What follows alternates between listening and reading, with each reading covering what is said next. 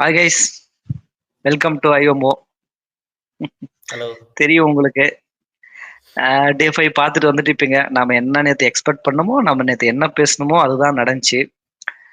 இதுல மாற்றத்துக்கு ஒண்ணுமே இல்லை. மோரலஸ் ஆஸ்திரேலியா பக்கம் தான் மேட்ச் இருக்கும்னு நமக்கு நல்லாவே தெரியும். ஏன்னா அந்த கிரவுண்ட் அப்படி, கொடுத்த டார்கெட் அப்படி. பட் அட்லீஸ்ட் நீங்க வின்னுக்கு ட்ரை பண்ணாட்டி கூட டிராவுக்கு ட்ரை பண்ணிருக்கலாம் அப்படின்ற அளவுக்கு நம்ம யோசிச்சோம். ஏன்னா ஒரு டிராவுக்கு ட்ரை பண்ணியிருந்தா அட்லீஸ்ட் நீங்க WTC இன்னும் கொஞ்சம் உங்களுக்கு பாசிட்டிவா அமைஞ்சிருக்கும் அப்படின்னு சொல்லிட்டு.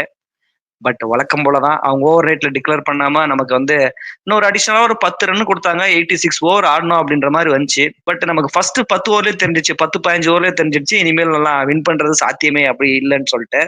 அதுக்கப்புறம் ஜெய்ஸ்வால், ரிஷப் பந்த் ஓரளவு அந்த ஸ்டெடி பண்ணாங்க. அட்லீஸ்ட் வின்னிங்க நினைக்காட்டி கூட நமக்கு டிரா அந்த மாதிரி நம்ம எக்ஸ்பெக்ட் பண்ணோம். ஸோ சேம் நார்மல் ஸ்டோரி தான். ஒன்ஸ் அந்த மிடில் ஆர்டரும் அவுட் ஆனதுக்கு அப்புறம் டெய்லர் வழக்கம் போல அவங்க ஈஸியா விக்கெட் கொடுத்துட்டாங்க. பேசுறதுக்கு ஒண்ணுமே இல்லை. எனக்கு தெரிஞ்சா நம்ம நிறைய கழுவி தான் ஊத்தணும், அவ்வளவு இருக்குது. ரொம்ப டிசப்பாயின்மெண்டான மேட்ச். ரொம்ப டிசப்பாயின்மெண்டான டெஸ்ட் டீம். ரொம்ப வருஷம் ஆச்சு, கிட்டத்தட்ட ஒரு 10-11 வருஷம் ஆயிடுச்சு. ஏன்னா ஒரு நல்ல டீம் இல்லாத போது நம்ம ஒரு சீரீஸ் லாஸ் ஆகுறது நமக்கு பெருசா தெரியாது. ஏன்னா நம்ம ஆல்ரெடி ஃபார்ம் அவுட்ல இருக்கோம்டா. இது ஒரு நல்ல டீம் இல்ல, குட் பவுலர்ஸ் இல்ல, குட் பேட்ஸ்மேன்ஸ் இல்லைன்னும் போது ஓகே. பட் இதெல்லாம் கொஞ்சம் நல்ல இந்த generational players, Rohit Sharma, Kohli, SSV Jaiswal, Rishabh Pant, Bumrah, Jadeja, இவங்கெல்லாம் நீங்க இவங்கெல்லாம் எல்லாருமே தனித்துவமான ரெக்கார்டு வச்சுக்கிற ஒரு greatest of all time. So அப்படி ஒரு டீமை வச்சுக்கிட்டு நம்ம இப்படி ஒரு கொஞ்சம் கூட ஃபைட் பண்ணாம தோக்குறது ரொம்ப ரொம்ப disappointment. So how was the day? நீங்க எப்படி நினைக்கிறீங்க இந்த தோல்வியை பத்தி? வழக்கம் போலதான் நம்ம பவுலர்ஸ் பர்ஃபெக்டா அவங்களோட வேலையை பார்த்தாங்க. என்ன நாளைக்கு நேற்று அந்த லாஸ்ட் விக்கெட் ஒன்று எடுக்க முடியல. அது ஒரு 50-60 ரன்ஸ் அவங்க ஆட் பண்ணாங்க. அது ஒன்று விட்டாக்க நம்ம பவுலர்ஸ் அவங்களோட வேலையை பர்ஃபெக்டா பண்ணாங்க. ஆனா நம்ம பேட்ஸ்மேனு அவங்களோட வேலையை பர்ஃபெக்டா பண்ணிட்டாங்க. ஜெய்ஸ்வால் மட்டும்தான் ஆடினாரு ஃபர்ஸ்ட் இன்னிங்ஸும் செகண்ட் இன்னிங்ஸும். அப்புறமா நிதிஷ் ரெட்டி ஃபர்ஸ்ட் இன்னிங்ஸ்ல மாசா ஆடினாரு. செகண்ட் இன்னிங்ஸ்ல என்ன பண்றது, சின்ன பையன் இல்லையா, ஸோ அடுத்த டெஸ்ட் அப்படின்ற போது இம்ப்ரூவ் பண்ணிப்பாங்க. பட் ஆனா நம்ம ரோஹித்தோ, கோலியோ, ராகுல் அவங்ககிட்ட இருந்து நம்ம கொஞ்சமாச்சும் அந்த ரெஸ்பான்சிபிலிட்டி எக்ஸ்பெக்ட் பண்ணோம். ஆனா 3 பேருமே சொதப்பிட்டாங்க. கேஎல் ராகுல்னா பரவாயில்ல, ஆடினாரு. அது அன்பார்ச்சுனேட்டா அவுட் ஆயிடுச்சு. அதே மாதிரி தான் அந்த டபுள் மைண்டட் ஷாட் தான் ஆடினாரு. அடிக்கலாமா வேணாமா அப்படின்ற மாதிரி தான் கேஎல் ராகுல் அவுட் ஆனாரு. விராட் கோலி அதே மாதிரி தான் அவுட் சைடு ஆஃப் போட்டாக்க போதும், ஓகே இருந்தா பிடிச்சி கேட்ச்ன்ற மாதிரி போயின்னு வந்துட்டாரு. டோட்டலாவே டிசப்பாயின்மெண்ட் தான் செகண்ட் இன்னிங்ஸ் பேட்டிங்கை பத்தி. வேற என்ன சொல்றது?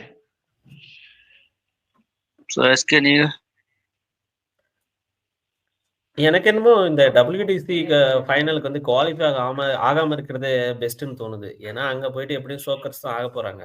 அதோட இல்லாம ஒரு நல்ல ஒரு ஸ்கில் இருக்கிற டீம் ஃபைனலுக்கு போனா கூட அங்க மேட்ச் நல்லா அட்லீஸ்ட் நல்லா வச்சு போகும்னு நினைக்கிறேன்.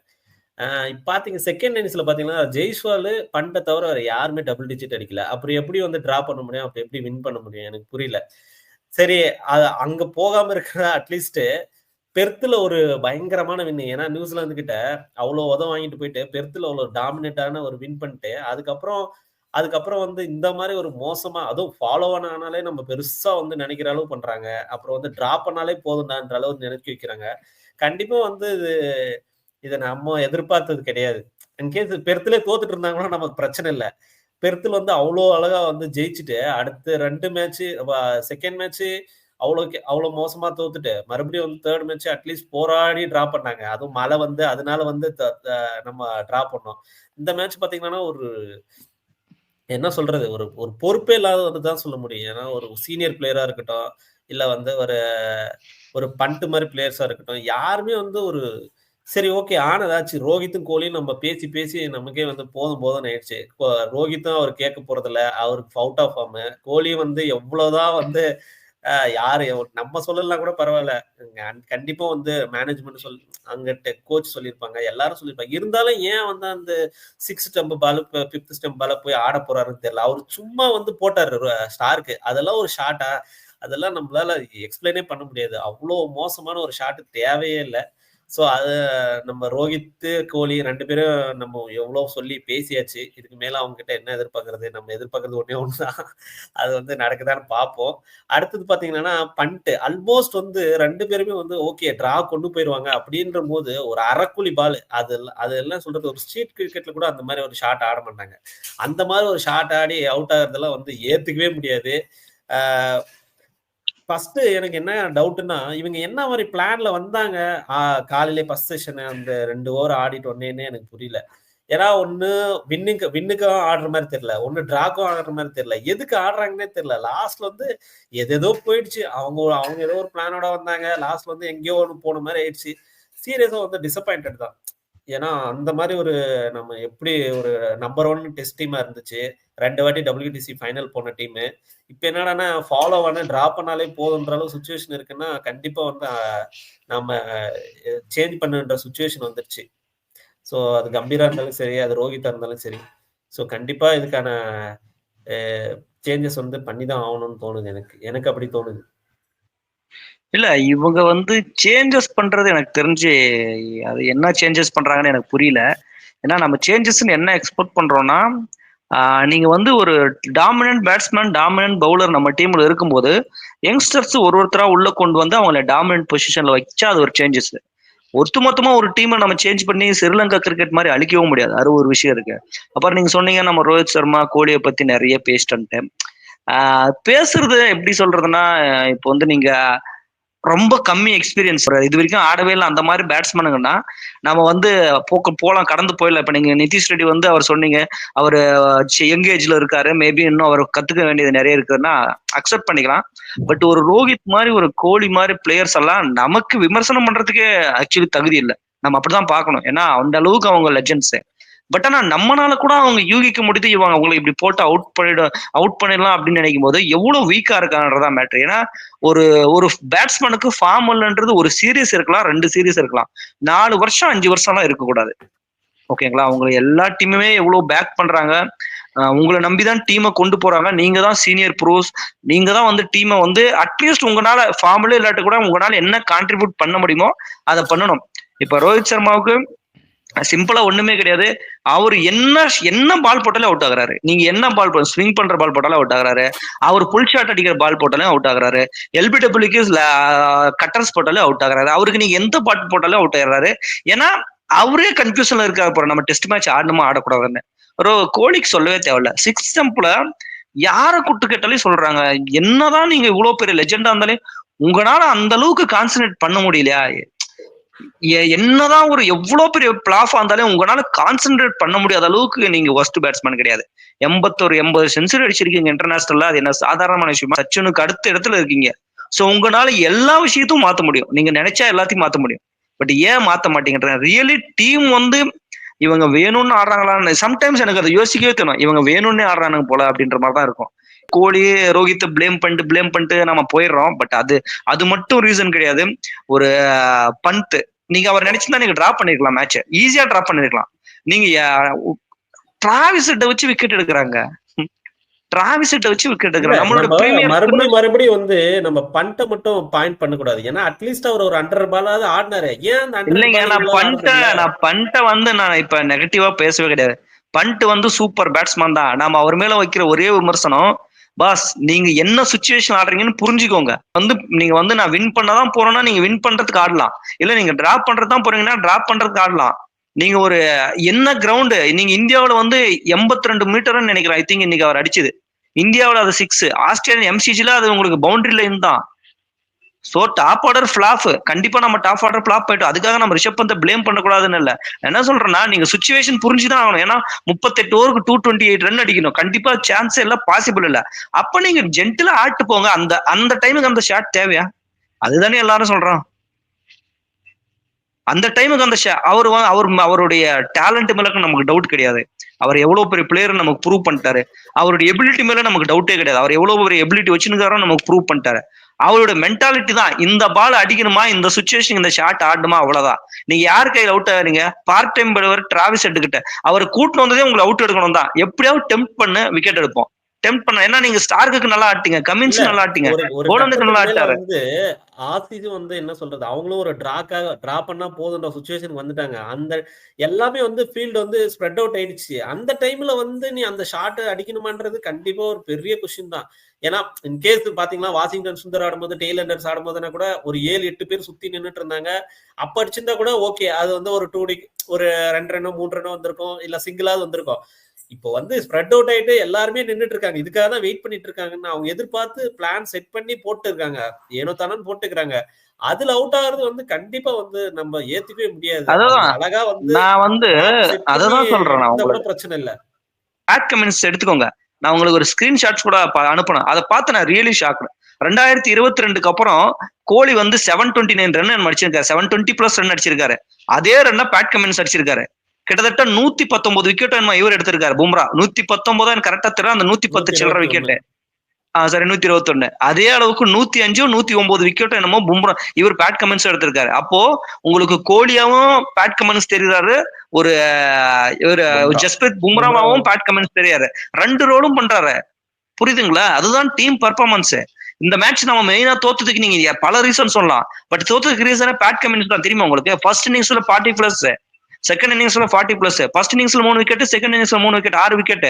அது மட்டும் இல்லாம ஸ்மித் கூட ஒரு 100 பார்ட்னர்ஷிப், லாம்பஸ்டேஜ் கூட ஒரு 100 பார்ட்னர்ஷிப். எது டீம் மேன் காம்பினேஷன்? இந்த ஃபர்ஸ்ட் இன்னிங்ஸ் ஆடும்போது, இந்தியா ஃபர்ஸ்ட் இன்னிங்ஸ் ஆடும்போது எனக்கு இந்த கொஸ்டின் இருந்துச்சு. எதுக்கு வந்து ரோஹித் சர்மா வந்து அட்லீஸ்ட் ஓல்டு பால் ஆடி ஏதாச்சும் ஒரு பால் சாஃப்ட் ஆன அப்புறம் ஓரளவுக்கு கான்ட்ரிபியூட் பண்ண கூட பரவாயில்ல. தேவையில்லாம மறுபடியும் இவர் ஃபார்ம் அவுட்ல இருக்காரு. ஃபார்ம்ல இருக்கிற ராகுல வந்து ஸ்டெப் டவுன் பண்ணிட்டு இவர் எதுக்கு போய் அங்க ஓபன் பண்றாரு? அது எனக்கு பெரிய கொஸ்டினா இருந்துச்சு. அது ஒரு கேவலமான டிசிஷன். அட்லீஸ்ட் வந்து நீங்க இம்ப்ரூவ் பண்ணிருக்கணும். அட்லீஸ்ட் வந்து நீங்க ஏதாச்சும் அந்த மிடில் ஆர்டர்ல ஆடியாச்சும் ஒரு 30-40 ரன்ஸ் அடிச்சுட்டு அதுக்கப்புறம் நீங்க ஓபன் அப் பண்ணிருந்தீங்க கூட உங்களுக்கு ஒரு கான்ஃபிடன்ட் இருக்கும். நீங்க அங்க போனாலே சிங்கிள் டிஜிட், இங்க வந்தாலும் சிங்கிள் டிஜிட். இந்த மாதிரி ஒரு பிளான் வந்து யார் பண்றாங்க, இல்ல எதுக்கு எக்ஸிக்யூட் பண்றாங்க, ஒன்னும் வந்து ஒரு பெரிய ஒரு கொஸ்டின் மார்க் தான் இருக்குது இவங்க பண்றது எல்லாமே. அதான் அதனால இப்ப அவர் ஃபார்ம் அவுட் பண்ணலாம ராகுலையும் ஃபார்ம் அவுட் ஆகிட்டாருல்ல. ராகுலும் கண்டிப்பா கண்டிப்பா ஷூரா சொல்றேன். அட்லீஸ்ட் வந்து அவர் ஓபன் அப் பண்ணியிருந்தாருன்னா கண்டிப்பா ஒரு 50 பிளஸ் பால் ஆடி இருப்பாரு. அப்படிதான் ஆடி இருக்காரு இந்த சீரீஸ் ஃபுல்லாவே. அவர் ஓபன் அப் பண்ணி 50 பிளஸ் ஆடி இருந்தாரு. இவர் அடிக்கிற 2 ரன் 3 ரன்னுக்கு அவர் ஓப்பனிங்கே வந்துடலாம், பிரச்சனை இல்ல, ஒரு பெரிய வித்தியாசம் இல்ல. பட் இது என்ன இன்னொரு விஷயம் இன்னைக்கு மேட்ச்ல என்ன பண்ணாங்கன்னா இந்தியன்ஸ், நீங்க ஸ்டார்டிங்ல இருந்தே வந்து டிராக்குன்னு கொஞ்ச நேரம் ஆடிட்டாங்க இல்லையா, அவங்க வந்து என்ன பண்ணிட்டாங்க, டிராக்குன்னு டிபெண்ட் பண்ணும்போது வந்து அவங்க ஹேண்ட் அப்பவே கொஞ்சம் அப்பர் ஆயிடுச்சு. சோ நம்ம எப்பவுமே வந்து கொஞ்சம் அக்ரெசிவா ஆடினா மட்டும் கொஞ்சமா அட்லீஸ்ட் இல்ல அக்ரெசிவா ஆடணும்னா நீங்க 30 ரன்னுக்கு 3 விக்கெட் கொடுத்துட்டா எங்க அக்ரெசிவா போறது? பில்ட் பண்ணி தான் ஆகணும். 30 அப்படி இருக்கும்போது நீங்க 3 விக்கெட் கொடுத்ததுக்கு அப்புறம் யாருக்குமே அக்ரெசிவா ஆட தோணாது. ஏன்னா அக்ரெசிவ் ஆடி இருந்தா நம்ம என்ன இதே நம்ம திட்டி நிப்போம். ஏன்னா அவங்க தான் 30 ரன்னுக்கு 3 விக்கெட் ஆயிட்டாங்களே, நீங்க ஏன்டா அக்ரெசிவ் ஆடுங்க நம்மளே கேட்டிருப்போம், நம்ம பேசுறவங்களே கேட்டிருப்போம். அவங்க ரீபில்ட் பண்ணதெல்லாம் கரெக்ட் தான் அதெல்லாம். ஏன்னா 3 விக்கெட் போனதுக்கு அப்புறமே கன்ஃபார்ம் ஆயிடுச்சு இந்தியா டெஃபினெட்லி வின் பண்ண போறதுல. ஏன்னா நீங்க கிட்டத்தட்ட 330 ரன் நீங்க இன்னும் 7 விக்கெட் வச்சு அடிப்பீங்களா? அந்த 7ல உங்களுக்கு டாமினன்ட் பேட்ஸ்மேனா 2 பேர் தான். யாரு? ரிஷப் பந்த், ஜெய்ஸ்வால், அவ்வளவுதான். இல்ல நம்ம வின்ன பத்தி நம்ம யோசனை பண்ணிடக்கூடாது. ஏன்னா 330ன்றது வந்து ஒரு 340ன்றது வந்து ஒரு மலை மாதிரி இருக்குது. அந்த ஸ்கோரை வந்து ஒரே நாள்ல வந்து அதுவும் இந்த மாதிரி டாப் ஒரு இந்த லைன் பவுலிங் லைனை போச்சு நம்மளால இவங்களை வச்சு அகேன்ஸ்டா வந்து 340 அடிக்கணும்னா அந்த அளவு நம்ம ஆளுங்க ஃபார்ம்ல இருந்திருக்கணும். அட்லீஸ்ட் வந்து ஒரு ஓபனர்ஸாவது ஜெய்ஸ்வால் நம்ம ஒரு கேட்ச் விட்டு ஈக்குவல் பண்ணிட்டான்னு சொல்லலாம். இருந்தாலும் வந்து அந்த கேட்ச் எல்லாம் பண்ணிக்க முடியாது. அது கேட்ச் பிடிச்சிருந்தா இவ்வளவு ஸ்கோரும் வந்திருக்காது. ஸோ மைண்ட் செட்டும் வேற மாதிரி இருந்திருக்கும். அதெல்லாம் பேசுறது வேஸ்ட். பட் என்ன பொறுத்த வரைக்கும் என்னன்னா அட்லீஸ்ட் வந்து இவங்க ஏதாச்சும் இந்த டாப் ஆர்டர் பேட்ஸ்மேன்ல ஏதாச்சும் சேஞ்சஸ் கொண்டு வந்தா மட்டும்தான் அடுத்த மேட்ச்லயாச்சும் ஏதாவது கொஞ்சம் துளிர் விடும்னு நினைக்கிறேன். பேட்டிங் எனக்கு தெரிஞ்சு நான் ரொம்ப இதா சொல்லணும்னா ஐ திங்க் இது கொஞ்சம் ஹார்ஷா இருக்கும் நீங்க சொன்னா. கம்பீர் வந்து எனக்கு தெரிஞ்சு இந்தியன் டீம் கோச்சுக்கு இருக்கிறதுக்கு ஒர்க் அவுட் ஆகாதுன்னு என்னுடைய தாட் சொல்லுது. ஏன்னா நீங்க அவர் வந்ததுல இருந்தே இப்ப லாஸ்ட் 6 மந்த்ல நம்ம 2 சீரீஸ் தான் ஜெயிச்சிருக்கோம். ஒன்னு பங்களாதேஷ் கிட்ட, இன்னொன்னு 2020 சீரீஸ் லக்ஷ்மன் தலைமையில், நாட் ஃபார் கம்பீர் தலைமையில, லக்ஷ்மன் தலைமையில சவுத் ஆப்பிரிக்காவில் ஜெயிச்சிருக்கோம். பங்களாதேஷ் சீரிஸ் டெஸ்ட் மேட்ச் ஜெயிச்சிருக்கோம். இவ்வளவுதான் அவங்க ரெக்கார்ட் நம்ம பண்ணது. இல்ல நீங்க இங்கிலாந்து நம்ம கோச் வந்து எவ்வளவு இம்பார்ட்டன்ட்னு நம்ம பார்த்திருக்கோம் நிறைய. எவ்வளவு வந்து அந்த ட்ரெஸ்ஸிங் ரூம் வந்து எவ்வளவு வந்து அந்த கம்ஃபர்டபுளா வச்சிருக்காங்க, எவ்வளவு வந்து நம்மளுடைய ஒப்பீனியனை ஷேர் பண்றது, அப்புறம் வந்து எவ்வளவு ஃப்ரீயா இருக்குமோ அந்த அளவு தான் வந்து அந்த மைண்ட் செட்லோட வந்து இல்லைங்க, நீங்க வந்து கோச்சா போடுறீங்கன்னா இல்ல நான் சொல்றேன் பாருங்க, நீங்க ஒரு கோச்சா போடுறீங்கன்னா நீங்க வந்து இந்தியன் கண்டிஷன்ல நல்லா பண்ணிருந்தா மட்டும் போதாது, நீங்க ஃபாரின் கண்ட்ரிஸ்ல நல்லா பண்ணிருந்தா மட்டும்தான் உங்களால கோச்சாவே சக்சஸ் ஆக முடியும். இதுக்கு முன்னாடி இருந்தாரு ராகுல் டிராவிட், ஃபாரின் கண்ட்ரில ஒரு சிம்ம சொப்பனம் மத்த பவுலர்ஸ்க்கு. அவருக்கு தெரியும் கண்டிஷன் எப்படி ஆடணும்ட்டு. ரவி சாஸ்திரி அவருக்கு தெரியும் எப்படி கண்டிஷன் ஆடணும்ட்டு. கேரி கிறிஸ்டன் அவருக்கு தெரியும் எப்படி கண்டிஷன் ஆடணும்ட்டு. இவரே ஆல்ரெடி செனா கண்ட்ரில ஃபெயிலியர் பேட்ஸ்மேன் தான். இல்ல நீங்க வந்து அது ஃபெயிலியர் அது கூட இருக்கட்டும், இந்தியால தானே லாஸ் ஆகி நம்ம இதுவே ஸ்டார்ட் ஆச்சு. இல்ல சொல்றேன் நானு, அங்கேயும் முடிஞ்சு போச்சு, இங்கேயும் முடிஞ்சு போச்சு. இப்போ இவரே ஃபெயிலியர் கேப்டன் மட்டும் இல்ல, 20 வருஷம் 25 வருஷம் வந்து ஸ்ரீலங்கால தோக்காம வந்து தோத்தோம். அப்புறம் வந்து இது வரைக்கும் வரலாற்றுல நடக்காத சீரியஸ் லாஸ். இப்போ வந்து பிஜிடில ஆல்மோஸ்ட் போச்சு. சோ பிஜிடி முடிஞ்சு அவ்வளவுதான். WTCல கனவெல்லாம் தகர்ந்து போச்சு. வேற என்ன இருக்கு? வேற என்ன அடுத்து மார்ச் மே ஜூன்ல தான் நடக்குது அடுத்து இங்கிலாந்து சீரிஸ். அது வரைக்கும் நம்ம IPL அது இதுன்னு போயிரும். 7 மேட்ச்ல 2 மேட்ச் தான் ஜெயிச்சிருக்கோம், அது பங்களாதேஷ் கூட. பங்களாதேஷ் விட்டுட்டு பாருங்க, 7 மேட்ச்ல ஒரே மேட்ச் தான் ஜெயிச்சிருக்கிறோம். நியூசிலாந்து 3 இவங்க 4 ஆயிடுச்சு, 7 மேட்ச். பங்களாதேஷ் விட்டுருங்க. பங்களாதேஷ் எல்லாம் வின் பண்ணிட்டு வந்தோம் யாராவது சொன்னா கண்டிப்பா ரொம்ப கேவலமா திட்டிடுவாங்க. அது பங்களாதேஷ் விட்டுருங்க. அவங்க கிட்ட தோத்துனாலே திட்டுவாங்க, ஜெயிச்சிருந்தாலும் திட்டுவாங்க. இல்ல அது வின் பண்ண அப்புறம் தானே நாங்க இதுக்கப்புறம் எங்களுடைய அப்ரோச் வேற மாதிரி இருக்கும், டாமினேட்டா இருக்க போறோம் அப்படின்ட்டு. நாங்க வந்து ஒரே நாளைக்கு 400 அடிக்கிற டீமாவும் இருப்போம், ஒரே நாளைக்கு எங்கனால 10 விக்கெட் எடுக்கிற டீமா. இல்ல இந்த சீரீஸாவே எப்படி இருக்குதுன்னா, மேபி என்னோட தாட் அப்படி தோணுது. அது வந்துட்டு இப்ப கோச் இருக்காங்கன்னு வச்சுக்கோங்களேன், அவங்க அவ்வளவா பேசிட்ட அப்புறமா பிளேயர்ஸ் மேபி ஏதாச்சும் அர்ட் ஆயிட்டு நம்ம இவங்க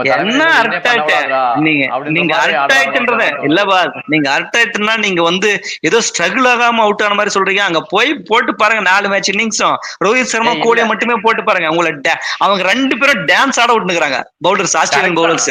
கரெக்டா இல்ல இதுக்கு முன்னாடி அவங்க போய் அங்க ஆடவே இல்லையா, எல்லாமே பண்ணிருக்காங்க தானே. பட் அவங்க அதை ரெக்டிஃபை பண்ணிட்டு வரணும் அப்படின்ற மாதிரி அவங்களுக்கு எந்த யோசனையுமே இல்லன்ற போது நம்ம கோலி அவுட் எடுக்க வந்து ஸ்டார்க்கு தான் கமின்ஸ் தான் வரணும்னு அவசியம் இல்ல. எனக்கு தெரிஞ்சு மிஷல் யாரும் அந்த மாதிரிதான் ஆடி நிக்கிறாங்க. சான்ஸ் கிடைக்கல மிஷல் மார்க்ஸ்க்கு. நீங்க கிட்டத்தட்ட நம்ம நியூசிலாந்து சீரீஸ்ல இருந்து ஆஸ்திரேலியன் சீரீஸ் வரைக்கும் டெஸ்ட் மேட்ச் நம்ம விவரிக்காத டேவே கிடையாது, நம்ம எக்ஸ்பிளைன் பண்ணாத திங்ஸே கிடையாது. அவ்வளவு பேசிட்டோம். அந்த அளவுக்கு நம்ம மேட்சையும் வாட்ச் பண்ணி நம்ம எந்த அளவுக்கு நம்மளால முடியுமோ அவ்வளவும் சொல்லிட்டோம். நம்ம நீங்க பேசுன எல்லாமே பாத்தீங்கன்னா ரிப்பீட்டட் தான், எதுவுமே சேஞ்சஸே கிடையாது. கோலி வந்து 6 டைம் போடணும், ரோஹித் சர்மா வந்து கொஞ்சம் பொறுமையாடணும், ரிஷப் பண்ட் வந்து கொஞ்சம் பொறுமையாடணும். ஸோ பும்ராவுக்கு யாராவது ஒரு பிளேயர் வந்து சப்போர்ட் பண்ண பவுலர்ஸ். இதை தான் நம்ம கண்டினியூவா பேசிட்டு வரோம். அது நடந்தது ஒரே ஒரு மேட்ச், பெர்த் டெஸ்ட் மேட்ச் தான். கோலி ஒரு செஞ்சுரி, ஜெய்ஸ்வால் ஒரு செஞ்சுரி. ஸோ அது சப்போர்ட்டிங்கா இருந்துச்சு. அதே மாதிரி பும்ராவுக்கு சப்போர்ட் பண்ணாங்க பவுலர்ஸ் ஓரளவு. சோ அது பர்ஃபெக்டா நமக்கு அமைஞ்சிருச்சு. ஹர்ஷித் ராணாவும் சிராஜும் ஓரளவு சப்போர்ட் பண்ணாங்க. அதுக்கப்புறம் பாத்தீங்கன்னா பும்ராலாம் நம்ம என்னங்க சொல்றது, மனுஷன் ஆஸ்திரேலியன் கிரவுண்ட்ல போயிட்டு ஹையஸ்ட் விக்கெட் டேக்கரா வராருங்க. பேட் கமின்ஸ் ஸ்டார்க்கோட அதிகமா விக்கெட் எடுத்துருச்சுங்கிறாரு. இதோட உங்களுக்கு என்ன வர வின் பண்றதுக்கு? இல்ல பும்ரா வந்து ஆஸ்திரேலியா வெர்சஸ் பும்ரான்னு தான் போடணும்னு நினைக்கிறேன். அந்த அளவுக்கு சம்பவத்தை பண்ணி வச்சிருக்காரு. நிறைய பேசிட்டோம். நம்ம இன்னைக்கு பேசுனத பார்த்தாலே நமக்கே தெரியும் அவ்வளவு டல் ஆயிட்டோம். ஏன்னா வெரி டிசப்பாயின்மெண்ட். நம்ம நியூசிலாந்து சீரீஸ்ல இருந்து டிசப்பாயின்மெண்ட் ஆயிட்டே தான் இருக்கும் ஒவ்வொரு மேட்சும். இந்த மேட்ச் வந்துருவாங்க, இந்த மேட்ச் வந்துருவாங்கன்ட்டு எதுவுமே முன்னேற்றமா தெரியல. ஐ திங்க் 5th மேட்சாவது ஜெயிச்சு அட்லீஸ்ட் அந்த 2-2 பண்ணி ஏதாவது அந்த WTCக்கு பக்கம் போவாங்களா? ஜெயிச்சாலும் எனக்கு தெரிஞ்சு சான்ஸ் இல்ல. பட் அட்லீஸ்ட் ஒரு ஓப்போக்கே வேணா அந்த 5th மேட்சை ஜெயிச்சு கொஞ்சம் சீரியஸா டிராப் பண்ணுவாங்களான்னு நம்ம பொறுத்து இருந்தா பார்க்கணும். என்னென்ன சேஞ்சஸ் ஆகுது நமக்கு தெரியல. Will see. அடுத்த மேட்ச் வந்து SCGல சிட்னி கிரிக்கெட் கிரவுண்டு, சொல்லவே தேவையில்ல. அதுவும் நமக்கு வந்து இதே MCG எப்படியோ அதே மாதிரிதான் SCGயும். ஸோ அதுல எந்த சேஞ்சஸ் இல்லை, வெறும் பாஸ்ட் மட்டும்தான். ஸ்பின்னர்ஸ் எல்லாம் ரொம்ப பெரிய ரோல் பிளே பண்ண மாட்டாங்க. அங்கேயும் நம்ம வந்து நல்ல பேட்டிங்னா மட்டும் தான் ஜெயிக்க முடியும். இந்த மாதிரி எல்லாம் சொதப்பினாலாம் ஒண்ணுமே பண்ணுவேன், ஈஸியா மேட்சை வின் பண்ணிட்டு போயிடுவாங்க. எப்படி இருக்கு போகுதுன்ட்டு நம்ம பார்க்கலாம். நம்ம எப்படி 5th மேட்ச் ரிவ்யூ பண்ண போறோம். ஸோ அடுத்த வீடியோ உங்களை பார்க்குறேன். பாய்.